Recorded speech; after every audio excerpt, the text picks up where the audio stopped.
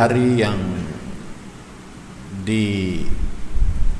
diusulkan oleh ulama bahawa 17 Ramadan adalah nuzul Quran, hari di mana kita dikatakan menerima wahyu untuk sekalian manusia. Tapi dalam masa yang sama kita juga sedang mengintai-intai untuk mendapat Lailatul Qadar, yang dikatakan itulah sebenarnya penurunan Al-Quran. Ala kulli hal, apa yang harus kita buat pada bulan Ramadan ialah mencari sebanyak mungkin kesempatan-kesempatan yang kita tidak harus cuai. Karena Ramadan ini wallahu a'lam bissawab, mungkin Ramadan terakhir untuk kita. Mungkin Ramadan yang kita ada pada hari ini 17 Ramadan dan semalam 16 Ramadan tidak akan berulang. Ini namanya 17 Ramadan 1439 Hijriah. Kalau selesai 17 Ramadan 439 Hijriah, bermakna berlalulah hari itu dan tidak akan berulang lagi. Dengan demikian, maka kita diminta untuk menjadi insan yang jangan lupa, walaupun Allah telah mengistilahkan kita dengan makhluk yang dinamakan pelupa. Dan kerana lupanya itu dia tidak bersyukur. Sebab itu kita membaca ayat innal insana la rabbihi lakanud. Sesungguhnya insan itu banyak yang tidak bersyukur dan tidak berasa menghargai nikmat Allah. Dan itu hal yang sedang kita cuba perbaiki dalam bulan Ramadan ini. Kerana Allah mensifatkan kita sebagai pelupa, maka tausiah yang kita adakan saban hari kuliah, maghrib, subuh, kemudian khutbah Jumaat lagi, tausiah dan juga tazkirah, ini penting.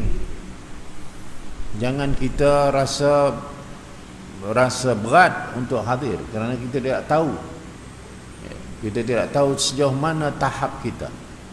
Allah menyebut tabakan an tabak, kamu kena naik satu tingkat ke satu tingkat. Tapi nampaknya kita ni menurun satu tingkat ke satu tingkat.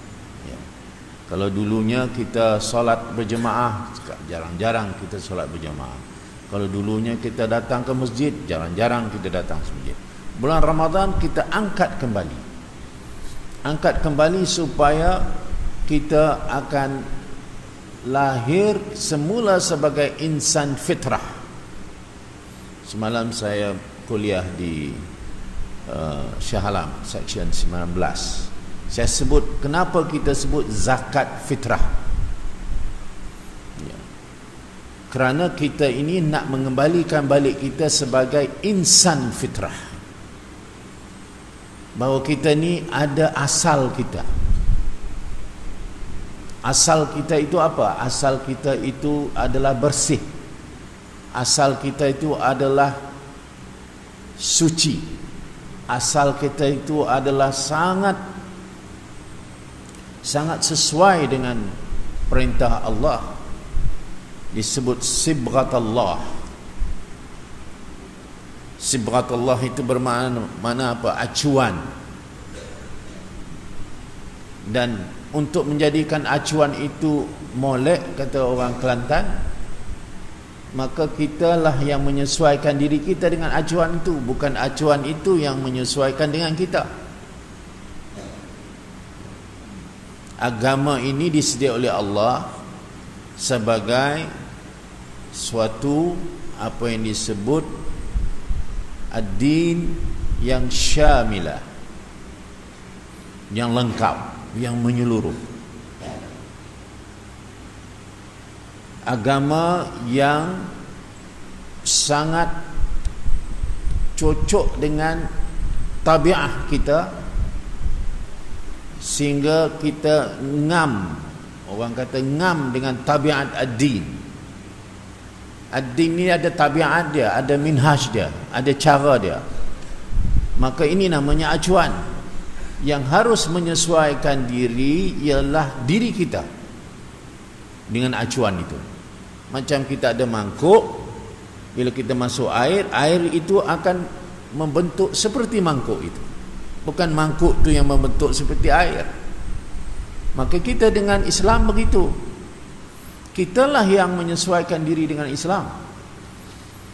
Kitalah yang menurut hudud-hudud. Hudud itu apa maknanya tuan-tuan? Hudud itu maksudnya sempadan. Kalau kita pergi haji namanya hudud Mina. Artinya dia tulis kat situ hudud Mina, dia ada lampu hijau. Kalau kita tidak lepas itu tak masuk Mina. Tapi bila ada orang yang tak cukup mengaji, bila sebut hudud dia kata, lah ini ada cawangan juga sini, dia kata. Ini berat. Hidup kita ni mesti ada hudud. Hudud dalam makan minum, hudud dalam berpakaian, hudud dalam bergaul, hudud dalam berniaga, hudud dalam berkeluarga. Kena ada hudud. Kena ada sempadan-sempadan. Orang Inggeris kata don't cross the line.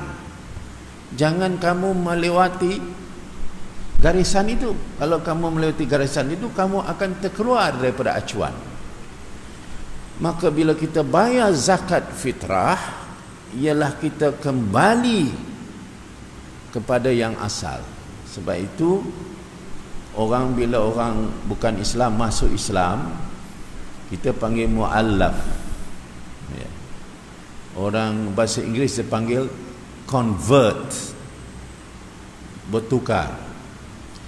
Tapi ada orang sebut bukan convert, tetapi revert, balik asal. Balik asal. Bila orang tu kafir, dia masuk Islam, kita kata dia balik asal. Pasal asalnya dia itu bersih. Ini yang orang di Filipina dia sebut balik Islam. Bila orang tu masuk Islam, dia tidak panggil orang ni mu'allaf. Orang Kedah lagi teruk panggil makloh terus. Ini mungkin ada yang asal daripada Kedah, tak tahu. Kedah Jawa kali dia panggil makloh.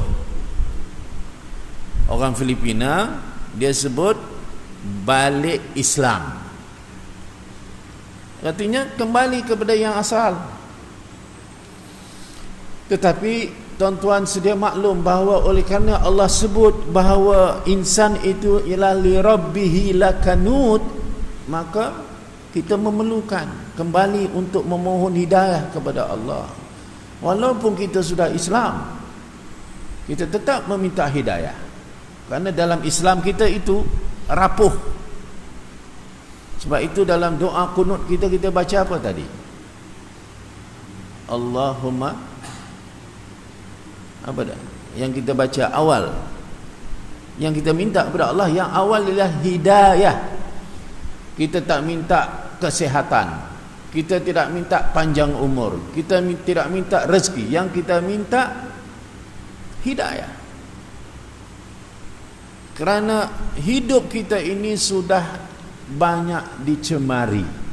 Sebagaimana yang Rasulullah SAW sebut tentang dulunya kamu bagaikan kain putih, kemudian yang mewarnakan itu ialah ibu bapa kamu, yang memajusikan, yang menasranikan, yang mengyahudikan ialah ibu bapa kamu. Padahal awalnya kamu bersih. Tapi sekarang bukan saja ibu bapa yang menyebabkan anak itu rosak, kita juga diserang daripada kiri kanan, depan belakang. Banyak yang mencemari sehingga tergugat akidah, sehingga keliru pemikiran, sehingga sudah tidak faham apa yang dipanggil inna dina indallahil Islam. Ya. Kita ini tuan-tuan disebut khusran, rugi. Apa itu rugi? Wal 'asr innal insana lafi khusr. Rugi apa? Apa yang kita rugi? Rugi ini ceritanya begini tuan-tuan. Dalam Islam, dalam Al-Quran, ad-din dieja dengan apa? Alif, lam, dal, ya, nun. Ad-din. Kata masdarnya, kata asalnya, kata asasnya ialah dal, ya, nun, dain. Apa makna dain? Hal ehwal berhutang. Daripada dain datang ad-din. Macam mana ad-din boleh kait, agama boleh kait dengan hutang? Kerana begini, apa makna ad-dain, hal ehwal berhutang? Ada dua pihak, satu yang memberi hutang, satu yang berhutang. Yang memberi syarat berhutang itu siapa? Yang berhutang ke yang memberi hutang? Jawabnya, yang memberi hutang itulah yang memberi syarat. Saya nak memberi hutang kepada saudara, saya beri syarat bila nak bayar. Kalau tak bayar begini. Saya beri syarat, bukan dia yang berhutang untuk beri syarat pada saya. Nah, kita disebut rugi. Kerana apa? Semua hidup kita ini adalah berhutang. Kita hidup dalam berhutang. Hutang kita apa? Dengan Allah. Sebab apa kita berhutang dengan Allah? Sebab semuanya yang ada pada kita ni adalah pinjaman. Pinjaman tuan-tuan. Mata kita yang cerah ini pinjaman. Telinga yang jelas ini pinjaman.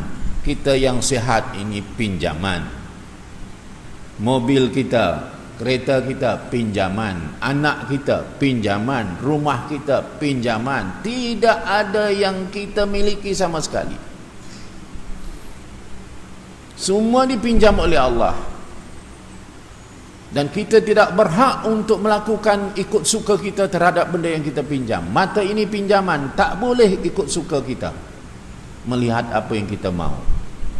Lidah kita pinjaman, tak boleh berkata mengikut suka kamu. Itu pinjaman. Supaya bila kita balik kepada Allah, kita balik untuk membayar balik pinjaman itu mengikut yang asal. Asal semuanya elok. Jadi bila balik kepada Allah kena elok semua.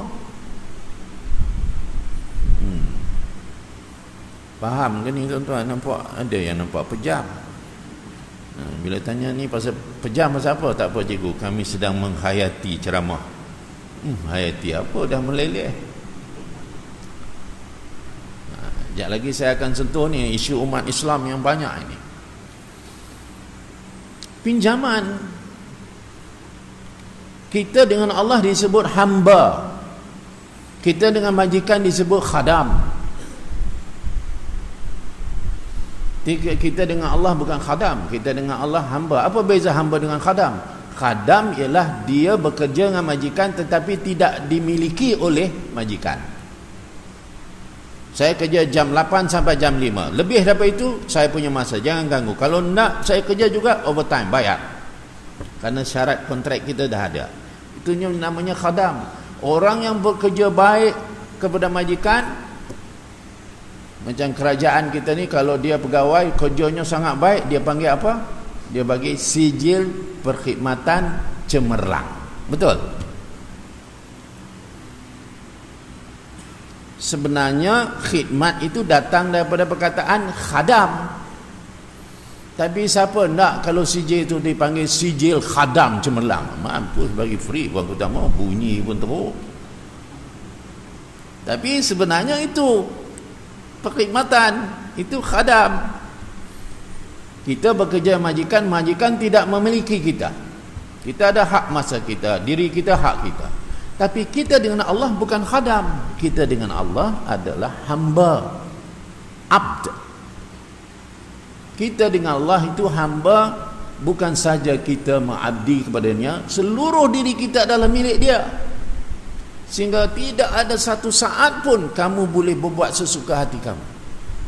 Kamu merosak dan juga memudaratkan diri kamu pun tak boleh. Apatah lagi memudaratkan orang lain. Sebab itu merokok itu mudarat diri tak? Mudarat lah tuan-tuan, sebab itu dihukum haram. Jadi kalau yang ada setengah tu tak upaya jugalah cikgu saya ni kalau tak merokok tak jadi. Okeylah isap putin. Senang. Udah nak merokok sangat. Ya. Benda tu mudarat. Bunuh diri haram. Kerana diri kamu bukan hak kamu. Diri kamu hak Allah. Macam mana kamu boleh bunuh diri kamu? Demikianlah yang lain-lain tuan-tuan. Kita dengan Allah adalah hamba dan kita dimiliki oleh Allah. Untuk bayar kepada hutang ini yang banyak ni, daripada udara yang kita hirup, ingatan yang Allah beri, kesihatan yang Allah beri, Allah anugerahkan rezeki kita semua ini, semuanya adalah pinjaman. Macam mana nak bayar? Tak mampu bayar. Tetapi Allah kata ada cara kamu membayarnya. Apa dia? Inna dina indallahil Islam. Cara kamu bayar ialah dengan Islam. Karena Islam sajalah cara kamu nak bayar. Satu-satunya cara kamu bayar hutang kamu ialah kamu mengislamkan diri kamu sepenuhnya. A sampai Z, alif sampai ya. Tidak ada yang mengatakan saya Islam sekian, masa ini saya tidak. Saya ambil ayat ini, saya tidak pakai ayat ini. Ambil contoh. Ya ayyuhallazina amanu kutiba alaikumusshiyam. Ambil satu lagi. Ya ayyuhallazina amanu kutiba alaikumul qisas. Pangkalnya sama, hujungnya lain. Saya sebut sekali lagi ya.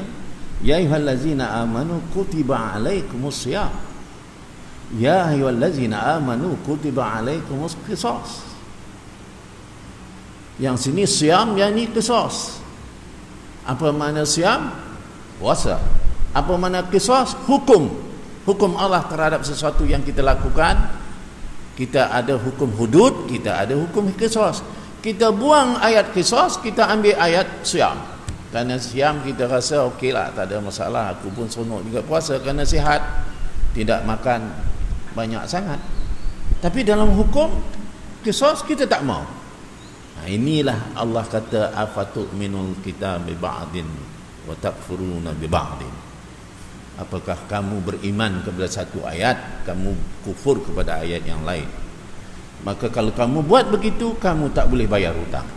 Nak bayar hutang, Allah kata ya ayyuhallazina amanu udkhulu fis-silmi kafah. Masuk semuanya. Kamu masuk masjid, kamu kena Islam sepenuhnya. Kamu keluar masjid, kena Islam sepenuhnya. Kamu berada di pasar, kena Islam sepenuhnya. Kamu balik rumah, kena Islam sepenuhnya. Kamu berada di masyarakat, kena Islam sepenuhnya. Kamu masuk Dewan Parlimen, kamu kena Islam sepenuhnya. Inilah yang kita kena faham tuan-tuan. Jadi Allah kata kamu rugi kalau kamu tidak boleh bayar hutang. Dan kamu tidak akan mampu bayar hutang kecuali kamu mesti ikut minhaj, iaitu Islam. Salah satu daripada yang kita didik diri kita pada bulan Ramadan ini adalah rasa semakin dalam rasa kepedulian kita. Kita panggil rasa apa? Kepedulian ni apa maknanya? Maknanya ambil tahu dan ambil berat. Itu namanya peduli. Kan kita kata kamu ni sampai tak peduli langsung. Maksudnya apa? Pertama, dia tidak ambil tahu. Selepas tidak ambil tahu, dia tidak ambil berat. Islam ni mengajar kita untuk sangat mengambil berat terhadap hal ehwal dirinya, hal ehwal keluarganya, hal ehwal masyarakatnya, hal ehwal agamanya, hal ehwal negaranya, hal ehwal umat keseluruhannya. Karena ini sifat seorang muslim. Bulan Ramadan mempertajamkan lagi rasa kepedulian ini. Sangat mendalam. Sebab tuan-tuan, dalam solat kita saja, kita salam, rukun kita yang terakhir ialah salam kan? Assalamualaikum warahmatullahi. Kemudian tulis sebelah kiri, Assalamualaikum warahmatullahi. Padahal kita solat ini ialah munajat langsung dengan Allah. Masih ada lagi Allah suruh bersalam kiri dan kanan, supaya menunjukkan dalam solat itu lagi diingatkan, kamu ada saudara kamu di sebelah kanan, ada saudara kamu sebelah kiri, ada saudara kamu yang belah kanan yang nun jauh, yang kamu tak pernah pergi tempatnya, yang namanya Nepal, yang namanya Kashmir, yang namanya apa lagi, yang namanya Suria, yang namanya Palestin. Kita tidak tahu.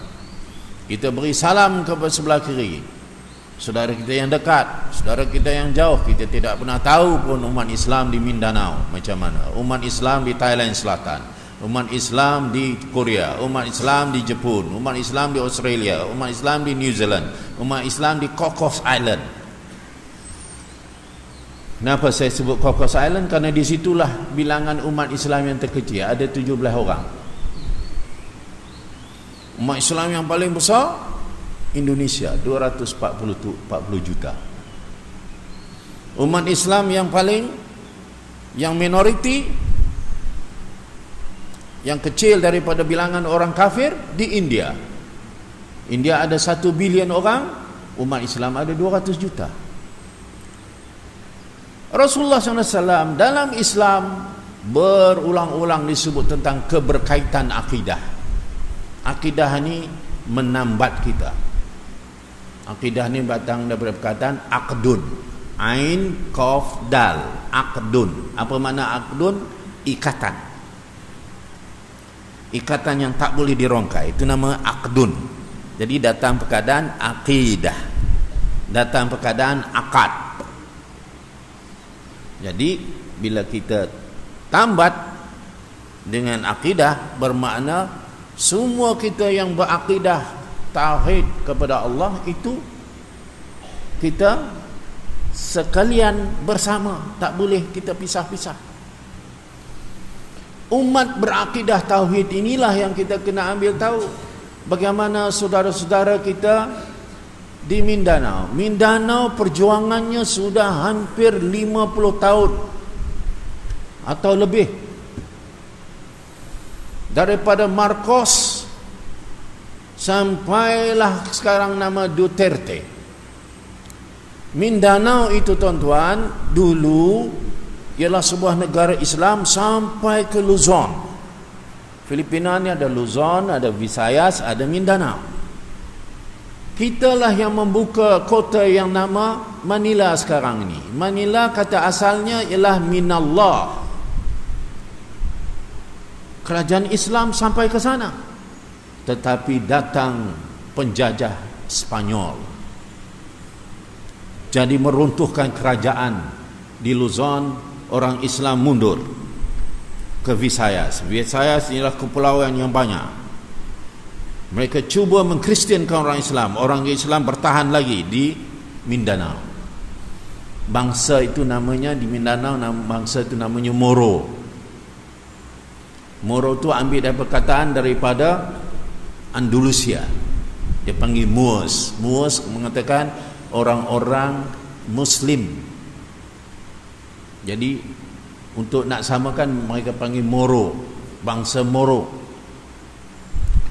Lepas Spanyol masuk cuba kristiankan, bertahan setakat boleh Kristian takat yang tengah, Visayas. Luzon jadi Kristen, Visayas jadi Kristian, Mindanao mereka bertahan sebab ada kerajaan Sulu di situ. Orang-orang Sulu, orang-orang Moro ini sangat kuat perjuangan mereka, tak berani masuk. Habis Spanyol datang Amerika. Amerika tuan-tuan cuba juga, jadi tak boleh juga. Mindanao bertahan. Maka wujudlah perjuangan yang dipanggil the Moro National Liberation Front, MNLF. Kemudian ada MILF, the Moro Islamic Liberation Front. Bertarunglah mereka sampai hari ini. Berapa yang mati sampai hari ini? Lebih daripada 60,000 orang Islam terbunuh. Bertahan wilayah Mindanao. Sulu itu tuan-tuan ialah kerajaan asal Islam di kawasan Filipina itu. Yang diorang tuntut Sabah tu memang ada buktinya. Tapi kita tak mau bahas yang itulah. Ya. Kemudian kita tengok pula di tepi Filipina itu apa? Kita ada kerajaan Islam Champa yang sekarang panggil Cambodia.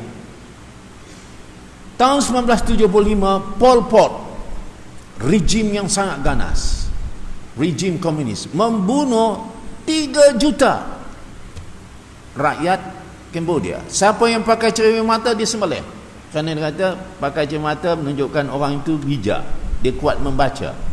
Bunuh, pakai cermin mata saja dia bunuh. Dan ramai daripada 3 juta yang dibunuh oleh Pol Pot 1975 itu adalah orang Islam. Tuan-tuan pergi ke Phnom Penh, ada dia panggil the killing field, kan dia letak tengkorak dalam tu. Saya ingat ada tuan-tuan dah pergi kan, saya silap ada orang asal Cambodia di sini. Tanya ni tengkorak siapa? Ini bukan tengkorak tiruan, ni tengkorak betul ni tuan-tuan. Tengkorak mana? Dia letak dalam mari tu sampai kita boleh tengok atas ke bawah, bertinan-tinan tengkorak. Kita tanya ni, dia tengkorak siapa ni? Kebanyakannya ialah orang Islam. Cara mana Pol Pot bunuh? Ambil budak, pegang kaki, dihayun, hempak ke pokok, lerai kepala. Tuan-tuan pergi ke Killing Fields tu, dia ada rekod. Barangkali Haji Badar pun dah pergi, kan dia letak rekod. Kita pergi ke setiap lorong tu akan cerita, di sini dibunuh macam mana, di sini dibunuh macam mana. Jadi jatuh kerajaan Champa. Padahal kita ada kerajaan Islam Champa di situ. Sekarang orang Islam di Cambodia papa ke dana. Tuan-tuan pergi buat Hari Raya Korban, ramai orang pergi Cambodia, penuh airport Phnom Penh tu, orang Malaysia semua, semuanya nak korban di sana. Sampai naik darah tinggi habis orang Cambodia. Lembu lah Allah, beribu-ribu. Sampai dia kata, tuan cukuplah lembu, kami nak ilmu. Bukan tuan-tuan ni bawa lembu banyak sangat ni bersebar. Jadi orang Islam Cambodia mundur, miskin. Kita ambil sebelah Cambodia, satu lagi kerajaan Islam kita yang sudah lenyap. Apa dia? Kerajaan Fatani Darussalam. Kerajaan yang kuat, kerajaan yang wilayahnya sampai ke Satun, Songkhla, Yala, Watani, Narathiwat, Kelantan, Kedah, Terengganu. Itu masuk dalam Kesultanan Islam Fatani. Tuan-tuan baca buku kitab apa? Matarul Badrain. Baca tak sini kitabnya? Tahu, pernah dengar Matarul Badrain? Tak pernah. Ni ustaz-ustaz ni pernah dengar lah. Ini kitab yang dulu masa saya kecil tu hafal. Ini dibuat oleh Syekh Ahmad Daud Fatani, seorang pejuang. Dia wafatnya di Madinah, di Taif, kuburnya di Taif. Tapi dia orang Melayu yang mengarang. Mereka ni 3 rangkai ulama: Daud Fatani, Syekh Nuruddin Al-Banjari, bukan Nuruddin Al-Banjari, yang Syekh ada 3, yang di Al-Banjar, kemudian di Palembang, dan juga di Fatani. 3 ni Samad Palembang. Di sana tuan-tuan, di Fatani dijajah oleh Siam, kemudian dibantu oleh Inggris. 1909 berlaku perjanjian di mana tiba-tiba Fatani dilenyapkan oleh British. Dia kata Fatani adalah sebahagian daripada Siam. Sejak itulah perjuangan membebaskan Fatani sampai hari ini, yang kita bertarung sampai hari ini tuan-tuan.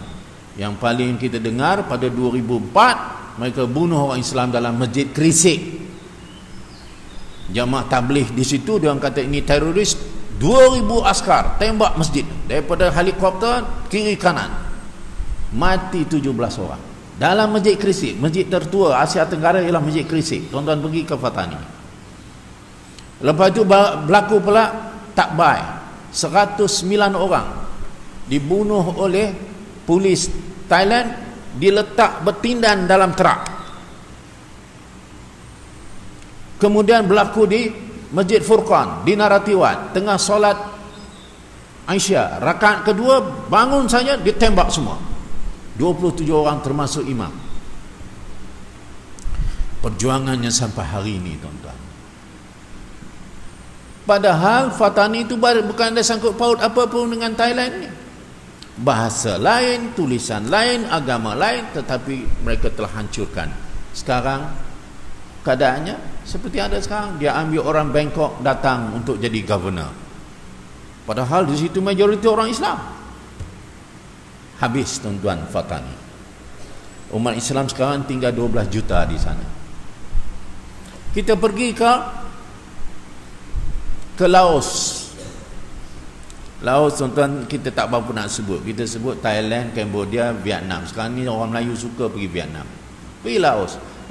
Laos ada 817 orang Islam saja. Ada 2 masjid, Masjid Jami' dan Masjid Azhar. Tak boleh berkembang Islam.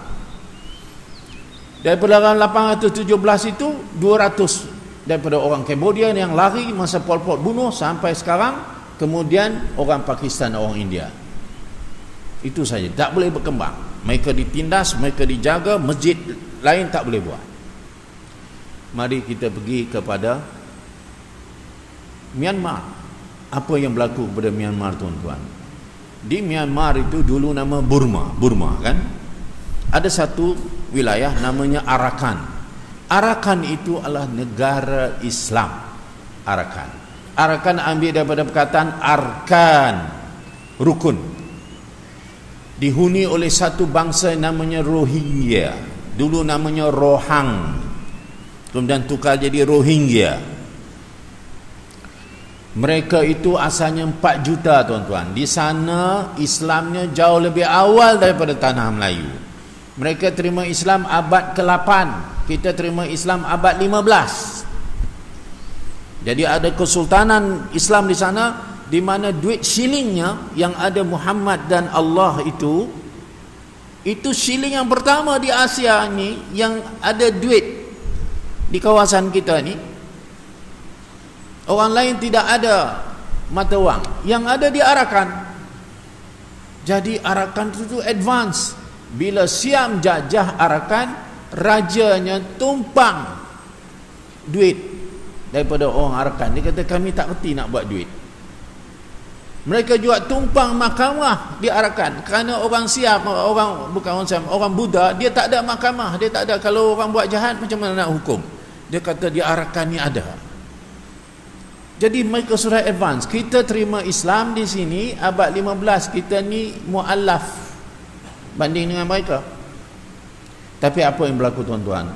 Bila British jajah Burma, diambil sekali Arakan. Bila British memerdekakan Burma, Arakan dimasukkan dalam Burma. Lenyap Arakan, tukar nama Rakhine. Asalnya mereka 4 juta, sekarang hanya tinggal 100,000. Dibunuh, disembelih, dihalau, dibuat apa yang dipanggil genocide. Genocide apa maknanya? Bunuh dengan benih-benih sekali. Kalau ada wanita yang hamil, dibunuh wanita dengan belah perutnya, ambil janin. Mereka bunuh orang Rohingya sampai peringkat itu.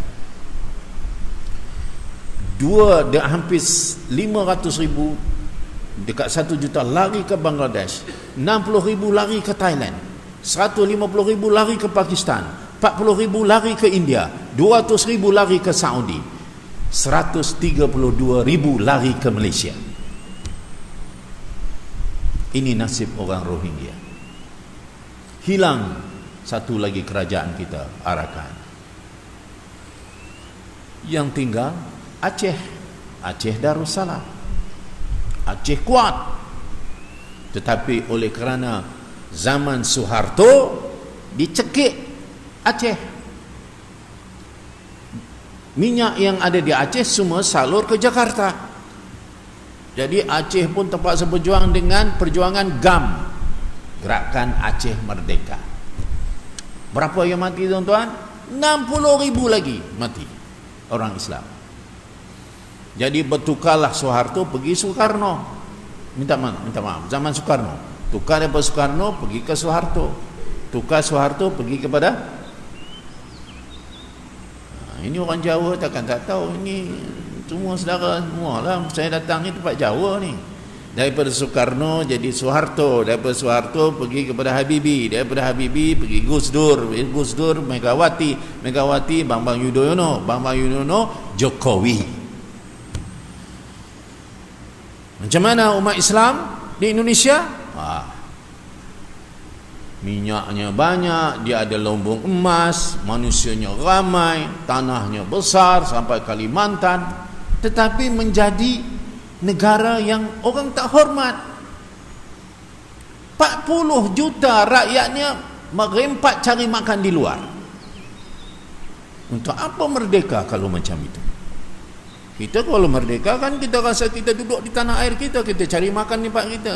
Tapi kerana salah urus, duit semua pergi kepada presiden, akhirnya rakyat merempat. Di Hong Kong saya jumpa 80,000 pekerja pembantu rumah di rumah-rumah orang-orang Cina di Hong Kong. Daripada 80,000 tuan-tuan, yang ketika saya pergi sana, 15,000 sudah murtad, sudah jadi Kristian akibat tekanan. Mereka di sini saja, di Malaysia saja dekat 2 juta. Jutaan lagi di sebelah Saudi, di Emirat, di Qatar, semua mencari makan. Apa arti kita merdeka kalau rakyat kita tak urus? Kemudian kita lihat sekarang ini Makassar, kemudian kita lihat ada tempat orang-orang Islam mulai diganggu untuk akhirnya mereka berpisah. Papua New Guinea nak berpisah, dulu Timur berpisah, sudah jadi Timor Leste. Sekarang juga mereka nak juga robah, jadi Indonesia nak dipecah-pecahkan. Saya tak mau pergi ke Malaysia tuan-tuan. Malaysia saya nak cerita buat apa, orang belah sini lagi tahu. Saya pergi langkau ke apa yang berlaku di Bangladesh. Bangladesh itu negara yang asalnya dalam Pakistan. Pakistan wujud pada tahun 1947, tak sampai lama 1971 pecah. Pakistan dengan Pakistan Timur jadi Bangladesh. Apa yang berlaku? Bangladesh jadi negara miskin. Apa kedana 5 negara termiskin di dunia adalah Bangladesh. Manusianya ramai, 160 juta, merempat dekat 2 juta sampai ke Malaysia. Carilah makan. Syekh Hasina sekarang ini, Syekh Hasina di Bangladesh, perkataan Bismillahirrahmanirrahim in the constitution of Bangladesh that was cancelled out. Bismillahirrahmanirrahim. Dalam perlembagaan Bangladesh ada Al-Quran is the constitution of the country. Itu buang. It was deleted. Syekh Hasina.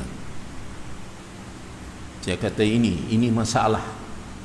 Orang Islam nak takbir sendiri, kemudian dia jadi macam ni. Ulama dibunuh. Ulama umur 99 years, umur 99 tahun tuan-tuan. Dia hanya dituduh kononnya berkomplot dengan Pakistan dulu 1971, pisah Pakistan. Ulama ini tak bersetuju. Kerana ulama tak bersetuju ni, hari ini ulama itu dihukum 99 tahun. Dia dipenjarakan, dihukum penjara 70 tahun. Perdana Menteri kita yang 93 tahun tu pun berkira hari. Umur 99 tahun dihukum 70 tahun dalam penjara. Tak ada otak. Gerakan Jamaah Islami itu ditekan sampai 3 lapis. Pimpinan pertama semua diambil, pimpinan kedua semua diambil, tinggal pimpinan ketiga diburu. Habis tuan-tuan. Bangladesh. Kita tengok Pakistan. Pakistan adalah negara yang 70%-nya buta huruf. Belum lagi buta perut, buta huruf. Ya. Daripada Ziaul Haq sampai sekarang, Pakistan terpaksa bertempur dan wujudnya macam-macam puak. Kejap meletup di Karachi, masjid Syiah meletup, kemudian masjid Sunni meletup, pecah habis. Kita semayang ni masjid Sunni, kemudian tiba-tiba meletup, dia orang kata Syiah yang buat. Kemudian besok masjid Syiah pula meletup pula, dia orang kata Sunni yang buat. Ghanak Pakistan, tidak dapat memimpin. Kita pergi ke India, 200 juta umat Islam. Sekarang dia dipimpin oleh Narendra Modi. Semalam dia jumpa Dr. Mahathir. Saya hantar surat kepada Dr. Mahathir, saya mengatakan mesti bagi warning kepada Modi ni, sebab di tangan dia adalah darah orang Islam. Tahun 1992, 10,000 orang Islam dibunuh di tangan dia saja di Gujarat. In Gujarat, they murdered, mass massacre. Dia, orang perempuan yang hamil dibelah perut, kemudian dijolok dengan buluh, kemudian janin itu diletak hujung, disimbah dengan minyak tanah, dibakar, diusung. Itu di Gujarat. Mereka runtuhkan Masjid Babari di Ayodhya, satu bata demi satu bata, oleh fanatik Hindu. Masjid yang tertua di India, Masjid Ayodhya. Dan kerajaan tengok saja. Sekarang mereka buru kalau orang Islam ada daging lembu di dalam rumah.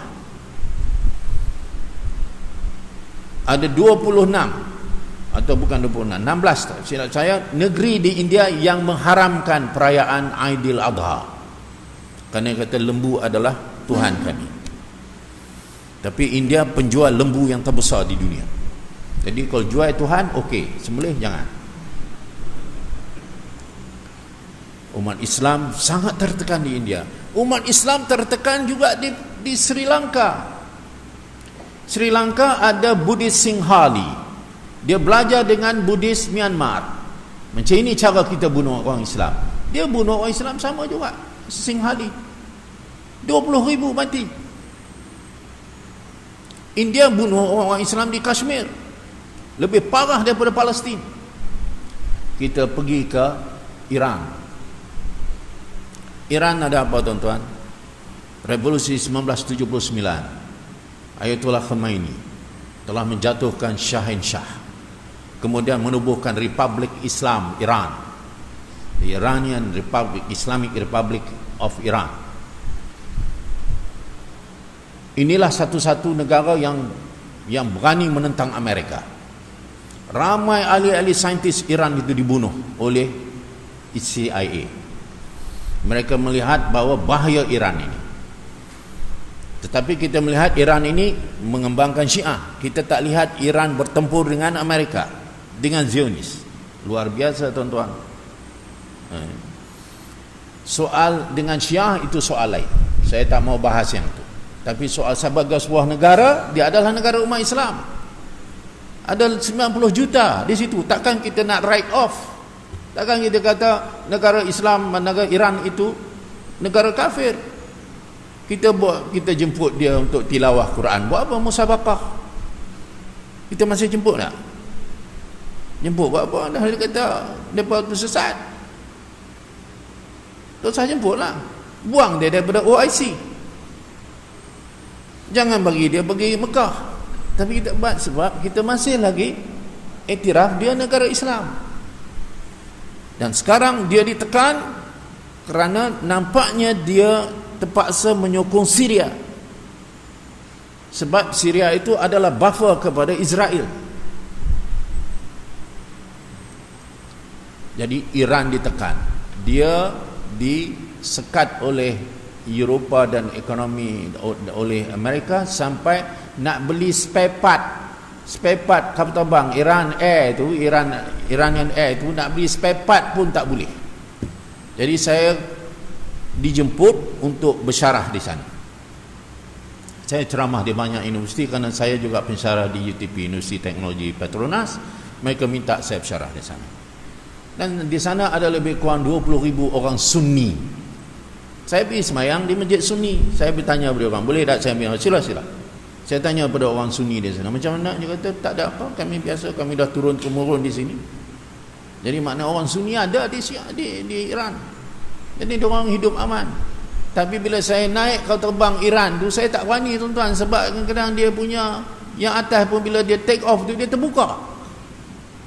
Saya tanya pasal apa? Dia kata spare part tak boleh beli, dia orang sekat semua.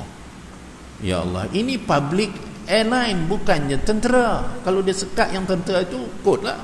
Ini orang awam, kalau jatuh tu mampu. Tuan-tuan pergi ke Kum tempat orang Syiah betul. Saya diminta ceramah di sana. Dan lepas saya ceramah, dia minta saya jadi imam. Saya kata tak mau. Kan kita ingat kata orang Syiah ni kan dia nak imam dia saja. Tapi dia kata sila. Saya kata tak payah, saya ini. No, dia kata kami ikut. Jadi dia ikutlah sembahyang saya tu, saya letak sini, depa ikut macam ni. Mungkinlah mereka tu berlakon. Tapi kalau berlakon di sana tak payahlah. Kalau nak berlakon di sini mungkin. Bukan? Yang dipanggil taqiyah kan? Kita kata dia orang amalkan taqiyah, iaitu berlakon depan kita. Tapi di sana dia nak berlakon buat apa? Jadi saya jadi imam, kita boleh jadi kekok. Dia kata, sudah aku ni nak buat macam mana? Dia suruh saya baca khutbah. Allah. Tapi tak apalah, itu cerita. Jadi Iran ditekan sekarang. Nuclear deal dengan Amerika, semua mereka itu akan ditekan. Ramai ahli saintis mereka telah dibunuh dalam serangan CIA. Kita tengok Afghanistan hancur. Dulu Rusia serang, kemudian Amerika masuk, hancur sampai sekarang, tuan-tuan. Terpaksa wujud gerakan Taliban. Bagaikan jarak mana saya pergi ke Kabul, saya kata ya Allah, apa nak jadi Afghanistan? Afghanistan ni orang hebat-hebat, orang tinggi-tinggi. Tapi mereka hidup hanya untuk berperang. Dah tak ada benda lain dah. Politiknya tak menjadi, ketenteraannya habis. Ini Amerika masuk, Rusia masuk, habis negara Islam. Kita pergi ke yang lain ini tuan-tuan, Syria. Ini negara Arab ya, Syria. Kemudian kita ada Jordan, kita ada Lebanon, kemudian kita ada Mesir, kita ada Kuwait, kita ada Bahrain, kita ada Emirates, kita ada Saudi, kita ada Yaman, kita ada Tunisia, kita ada Algeria, kita ada sampai Maroko. Apa gerangannya tuan-tuan? Ghanak ni, umat Islam di tangan orang Arab ni habis, dah tak boleh nak susun dah. Amerika guna Saudi, naik Raja Salman ni bagi anaknya Muhammad bin Salman, hancur. Berbilion tuan-tuan duit pergi ke Amerika, beli kapal terbang, beli senjata, 100 bilion USD, bukannya ringgit. Duit semua pergi ke sana. Sekarang diajar Saudi supaya berbaik dengan Israel. Saudi pun berbaik dengan Israel. Sudah 10 kali dah Saudi Airline singgah ke Tel Aviv. Dulu India nak pergi ke Tel Aviv, India Air, dia tak boleh melalui ruang udara Saudi. Saudi tak bagi. Sekarang Saudi kata silakan. Jadi mereka terbang sekarang terus. Baru diisiarkan bulan yang lepas. Saudi tiba-tiba jadi alat kepada Amerika dan alat kepada Israel. Potong hubungan dengan Qatar. Kenapa? Kerana di Qatar ada Yusuf Qaradawi. Ulama ini ulama ikhwan. Kenapa? Kerana di Qatar ada Khalid Mish'al. Khalid Mish'al pemimpin Hamas. Atas nasihat siapa? Ada nasihat Amerika. Amerika bagi kepada Saudi, kamu kena tekan Qatar. Potong hubungan Qatar, tuan. Qatar jadi macam Gaza. Tak boleh masuk ikut laut, tak boleh masuk ikut darat, tak boleh masuk ikut udara kalau daripada Saudi. Berkelahi dengan Qatar pasal apa? Ini orang Islam dibunuh di Palestin, orang Islam dibunuh di Myanmar. 1 sen kamu tak bagi. Jadi tuan-tuan, Saudi itu jadi alat. Setiap hari, setiap musim haji kita pergi tuan-tuan, Saudi untungnya 18 bilion setiap musim haji. Itu tak masuk umrah. Bin Salman ni, anak Raja Salman, dia kata kita kena perkuatkan lagi haji. Kita nak orang kaya-kaya datang untuk buat haji. Oleh kerana itu, hotel-hotel yang murah di sekitar Baitul Haram diruntuhkan, bangun hotel yang 5-10 bintang. Jadi kalau muka-muka jenjarum ni tak payah duduk ke dekat lah, kerana satu malam 1,800 USD. Darat bayar. Nak duduk dekat dia, tidur kat kaki lima tu. Kalau tidak, duduklah hotel yang 3 km tu, jalan dah. Pasal dia nampak untung.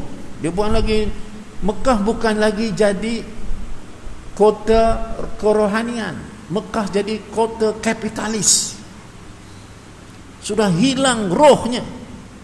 Kaabah dah jadi besar ni, tenggelam. Anak saya bekerja di sana, di Madinah. Dia kata, ayah, mari kita tengok, jom kita masuk hotel yang dekat tu. Ya Allah, saya kata, apalah buat ini, hotel mewah ni buat apa? Dia 1983 dia runtuhkan rumah Sayyidatina Khadijah radhiyallahu anha. Dia kata ini takut ada bid'ah, orang mungkin semayang kat situ semua, jadi kita buat. Tapi diganti apa? Tapak rumah tu diganti dengan tandas awam. Allahu Rabbi. Ustaz, kalau rumah mak enta, orang enta nak runtuh, nak buat tandas awam, langkah mayat saya dulu. Ini rumah mak saya ni. Buruk macam mana pun, ini rumah mak saya.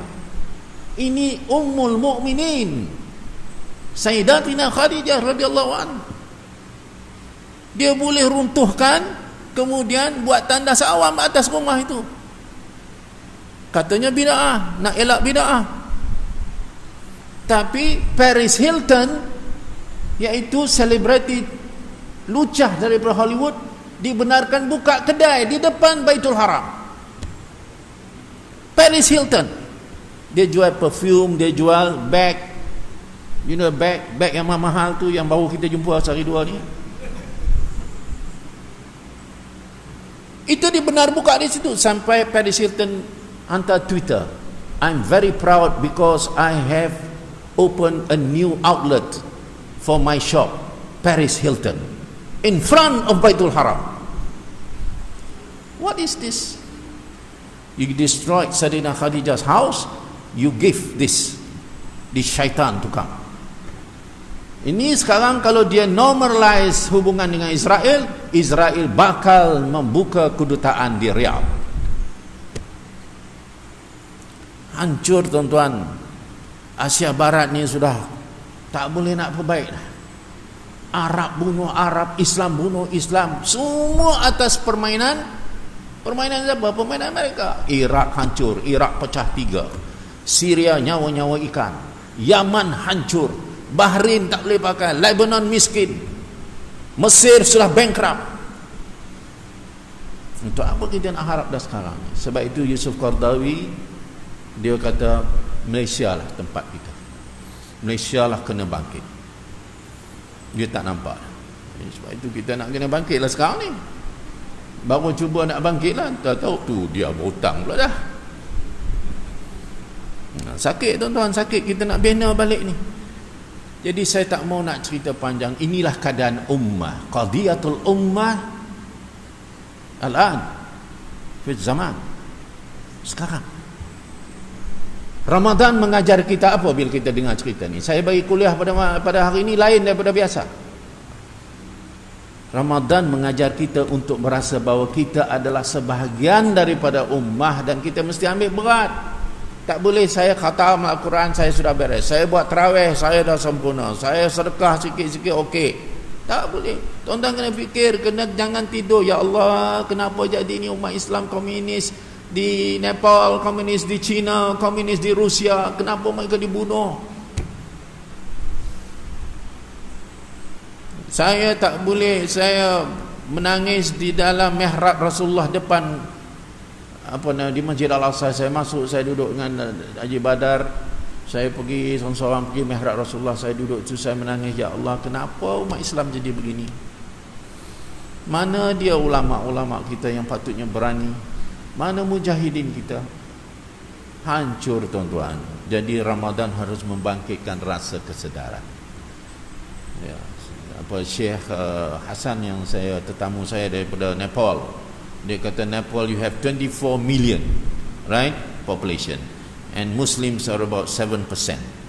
Meaning Muslims will be like what? Like maybe 2 million or 3 million. Yeah? Nepal orang Islam, Nepal dulu negara Hindu. It is a Hindu nation. Sekarang jadi negara komunis. So orang Islam di sana selalu diancam. The Muslims are always under difficulty. Nak buat madrasah, kita kata nak hidupkan masa depan umat Islam di negara macam ni, ialah kena didik, kena buat tarbiyah. Jadi dia mudir sebuah madrasah. Dia kata nak bayar gaji ustaz, nak pay the salary the ustaz dan para asatizah pun tak ada. Ini nak kaya. Dia kata, tuan, saya datang sini kok lah sempat dia bayar 3 bulan dah tak bayar gaji, tapi duk mengajar lagi. Jadi kita berkata, ya Allah, jadi bila orang-orang ni datang pada saya, takkan kita nak tolak. Kata okey, ya Allah, apa yang boleh kita bantu, kita bantu. Mari kita ambil sikap, tuan-tuan. Saya diundang oleh Tayyip Erdogan, saya dah ceramah di mana-mana, saya sebut itu. Baru saya balik daripada Turki, Tayyip Erdogan datang untuk minta dia undang saya untuk bagi anugerah apa pun tak tahulah. Saya kata tak payah, I am not coming here to see you, His Excellency President Tayyip Erdogan. I do not come to Istanbul, I do not come to Ankara to receive any award, even though you want to give me an award. I come here to discuss with you how can we cure the sickness of the ummah. How can we strengthen the ummah? Mula dia disebut apa? The first thing he said to me is that we must develop the ummah unity through a very strong qiyadah, leadership. Kita mesti menyatukan balik umat Islam melalui kepimpinan. Itulah tuan-tuan, bila dengar itu saya pun letih, ya Allah, kepimpinan kita ni. Kepimpinan ni, leadership kita ni, daripada masjid sampai Putrajaya. Letih tuan-tuan. Dari masjid pun tak menjadi, dengan qaryah pun tak menjadi, family leadership pun tak jadi, community leadership pun tak jadi, professional leadership, scholars leadership, university, politik, economic leadership. We have failed in every area. We do not have good leaders. Itu masalah kita. Ya. Jadi Tayyip Erdogan kata, ini yang perlu kita buat. Jadi macam mana nak buat? Kita kena asuh. Muka-muka yang ada ni, saya nampak muka ranum-ranum. Tahu ranum? Orang sini ranum kata apa? Orang Jawa kata apa? Ranum ni nak tunggu luruh. Sehari dua lagi luruh lah. Tinggal lah yang muda-muda sikit. Muda-muda pun dah penin dah kepala dah sekarang ni. Jadi we have to redevelop the leadership of the Muslims. And where that this leadership comes from the madrasah. We have to give them enough education, tarbiyah yang kuat. Jadi sebab itu kita kena gerakkan projek kita ini, dan kita jangan bergantung pada orang. Tuan-tuan, Dong Zaijong, there is a Chinese association in Malaysia, it called Dong Zaijong. This Chinese association, they sponsor all the Chinese schools. Dan the schools are very equipped because the community give money. Muslims, kita ni nak bagi kat madrasah pun berkira. Ustaz tu gajinya adalah 700. Kita harap ustaz kena bagi anak saya boleh hafal Quran. Hang bagi 700, kawan tu nak makan pun tak cukup. Kita berlaku tidak adil. It is very unfair. You want the teachers to teach the children, but yet you don't want to help the teachers. This is not fair.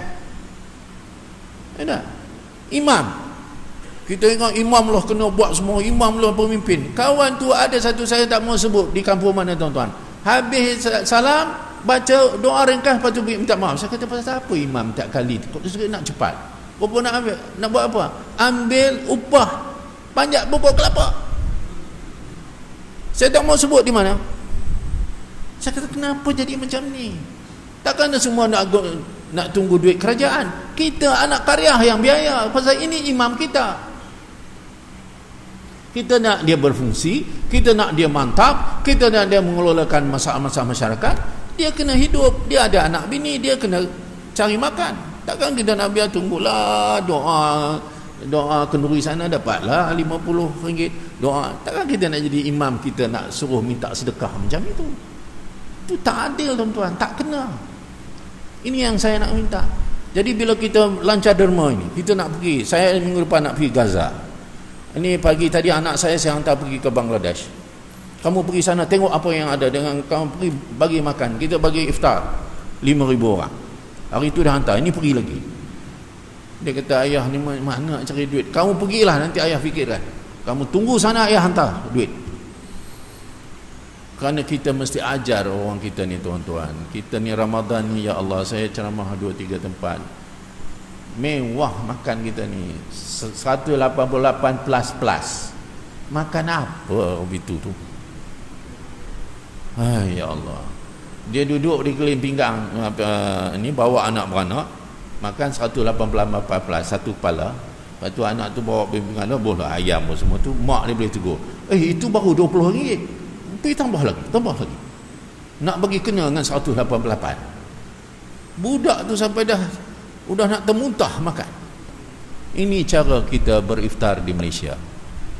Saya bagilah satu cerita. Saya tengok ada orang tua tu, dia angkat tangan depan bazar Ramadan, dia macam ni.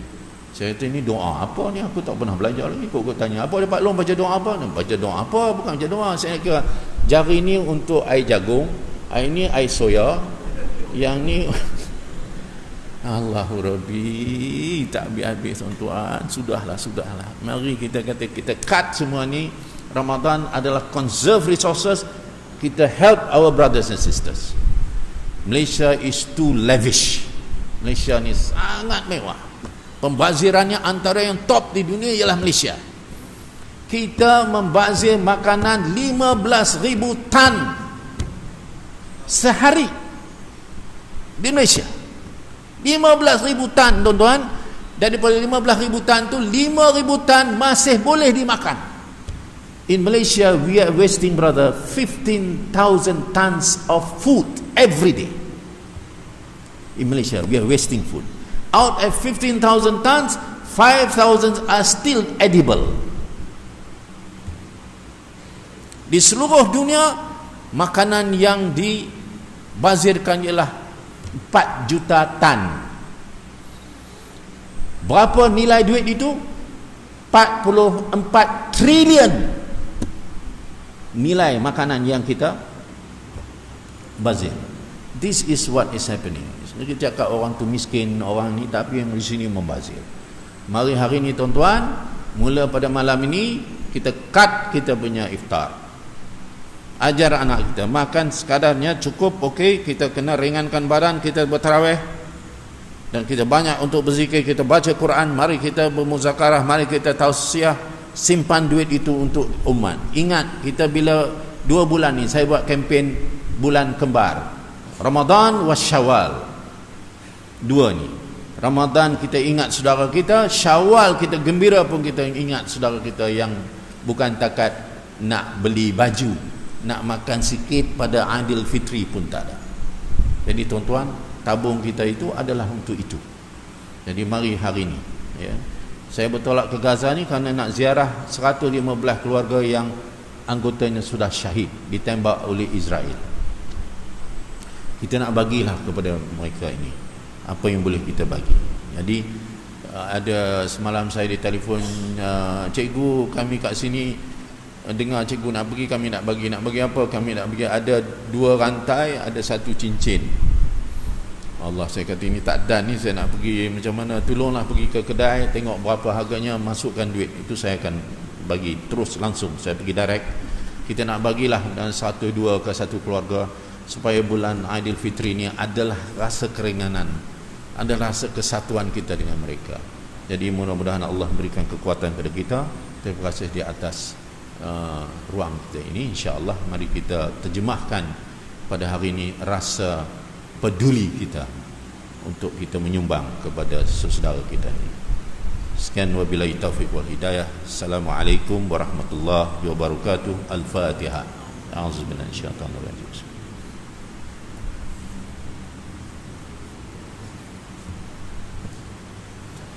Bismillahirrahmanirrahim. Alhamdulillahirabbil alamin hamdan yuafi ni'amahu wa yukafi mazidah. Ya rabbana lakal hamdu kama yanbaghi li jalali wajhika wa 'azimi sultanik. Allahumma nas'aluka lisanan Allahumma innaka ghafurun karim tuhibbul 'afwa fa'fu 'anna wa an walidina wa an jami'il muslimin wal muslimat wal mu'minin minal ahya'i wal amwat. Allahumma innaka ta'lamu anna hadhihi qulub qad ijtama'at 'ala mahabbatik wal taqat 'ala ta'atik wa tawhadat 'ala da'watik wa ta'ahadat 'ala nasrati syari'atik fawaskillahu marabitataha wa dimudaha wa hadiha subulaha wa amlaha binurikal ladzi la yakhdu wa la yakhbu wasrah suduraha bi fadil imani bik wa li jami'ta alaiku ahyan ma'ufrati wa ala syarati fi sabilik innaka ni'mal maula wa ni'man nasir. Allahumma amin, Allahumma amin. Wa sallallahu Muhammadin nabiyil karim wa ala alihi wa sahbihi ajma'in. Subhana rabbika rabbil izzati amma yasifun. Wassalamu alaikum walhamdulillahi rabbil alamin.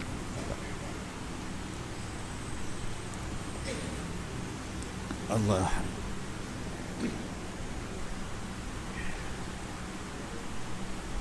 Amin amin ya rabbal alamin. Jazakallahu khairan jazaa. Ucapkan kepada yang berbahagia Tuan Haji Basri Amin atas perkongsian ilmu dan juga nasihat serta tazkirah yang diberikan kepada kita semua. Mudah-mudahan kita menjadi umat Islam yang sentiasa prihatin terhadap keadaan ummah kita di seluruh dunia dan juga di Malaysia, insya-Allah. Sedikit maklumat, insya-Allah kuliah zuhur pada petang ini akan disampaikan oleh yang berbahagia Tuan Imam kita, dan pada esok pagi kuliah subuh akan disampaikan oleh Al-Fadhil Ustaz Haji Abdul Rahman Muhammad bin Abdul Rahman, dan kuliah duha pada esok hari iaitu pengajian kitab hadis 40 akan disampaikan oleh Al-Fadhil Ustaz Isa bin Al-Sadari pada esok pagi jam 9 pagi. Semua muslimin muslimat pun hadir. Tidak tangguhkan tabarruk majlis dan surah Al-As. Subhanallah wa bihamdika asyhadu an la ilaha illa anta wa astaghfiruka wa atubu ilaik. Bismillahirrahmanirrahim. Wal 'asri innal insana lafi khusr illa alladziina aamanu wa 'amilus shalihati wa tawassaw bil haqqi wa tawassaw bis sabr. Shadaqallahul 'azim. Assalamualaikum warahmatullahi wabarakatuh.